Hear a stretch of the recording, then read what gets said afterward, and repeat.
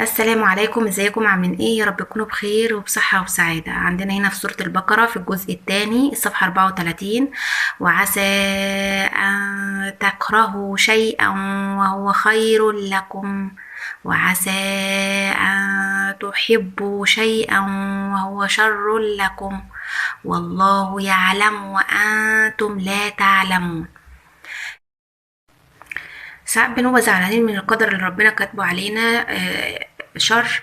بنقول ازاي يحصل لنا كده؟ يعني مثلا حد ربنا ابتلاه بأي حاجة، زي مثلا مرض أو اللي هو ما وفقوش في حاجة، أو علاقات بناس تكون مش مظبوطة، تكون يعني انت اتعشمت فيهم اللي هم كويسين وفي الآخر يطلعوا مش كويسين.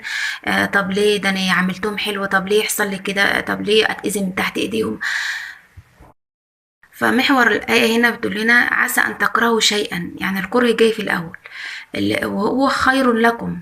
وعسى أن تحبوا شيئا، الحاجة اللي انتوا بتحبوها أصلا، وقلت طب كويس، اللي احنا أخدناها وكنتوا بتدعوا ربنا السنين طويلة اللي انتوا تاخدوها، وفي الآخر تطلع شر. فهي المقياس اللي هو القدر اللي ربنا كاتبه، هو ده الحلو لينا أو المناسب لينا.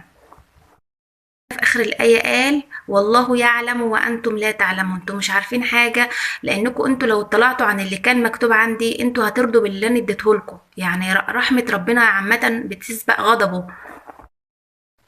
في قصة حلوة ومعبرة جدا عن الآية دي، قصة الأمير والوزير.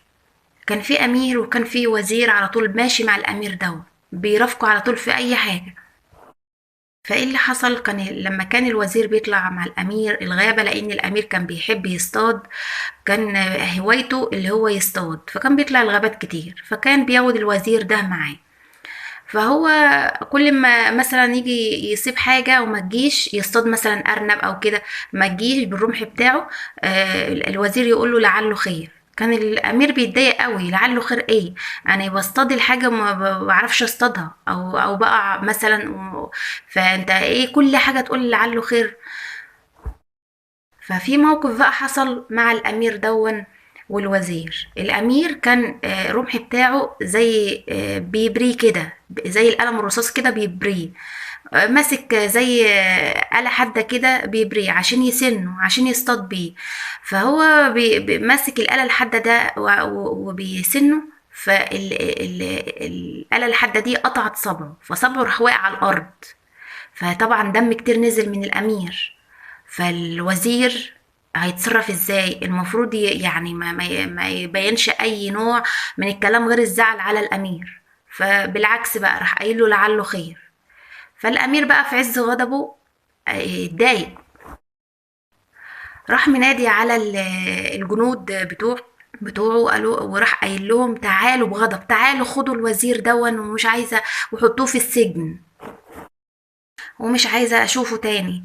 هو كل حاجة تحصل لي شر يقول لي لعله خير، لعله خير. طب أنا صبعي اتقطع برضو لعله خير. فالوزير الجنود هم واخدينه وخلاص شايلينه من قدام الأمير، برضو بص للأمير وقال له انت هتحبسني يا أمير؟ قال له اه. قال له لعله خير، برضو يعني بيقول على نفسي بعد ما اتحبس لعله خير.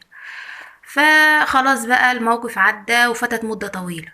فالأمير من الوقت دون وهو بينزل الغابة لوحده عشان يصطاد، ما كانش بياخد معاه أي حد. فهو في الغابة لوحده طلع عليه ناس.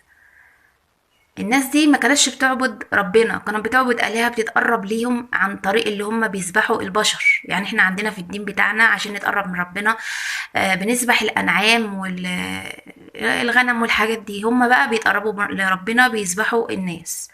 فلو الأمير أمير طبعا هيئته حلوة، شكله حلو، ملابسه حلوة، فباين عليه الرفاهية زي ما احنا بنقول. فقالوا طيب بس ده كويس قوي، ناخده نتقرب بيه للآلهة بتاعتنا. فخدوه وراحوا مسلسلينه ومكتفينه.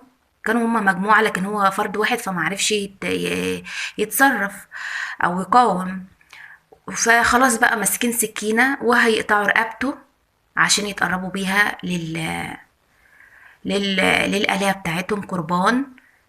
واحد فيهم لمح ان الامير صبعه مقطوع، قال له لا، ده مش هينفع للقربان للآلهة بتاعتنا. طب ليه؟ ده شباب وشكله حلو ولابس حلو، يعني ده احسن حاجة، احسن قربان نقدمه ليه للآلهة بتاعتنا. قال لهم عنده عيب في جسمه، صباعه مقطوع، فمش هينفع يبقى قربان للآلهة. فراحوا سايبينه وماشيين. فالأمير طبعا فرح جدا، ده خلاص السكينة على رقبته وكان هيتذبح. فموضوع قطع صبعه دون هو ده اللي نجى رقبته ونجاه من الموت. فجري جدا على الوزير دون ودخل لي السجن.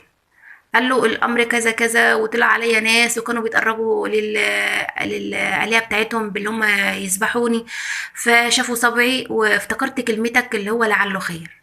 طب انا لعله خير اللي اتقطع صبعي وسابوني. طب انت لعله خير ليه انا سجنتك المدة الطويلة دي؟ قال له طب ما انا لو كنت مش اتسجنت كنت ابقى معاك دلوقتي في الغابة وكانوا هيسيبوك ويروحوا ذابحيني انا.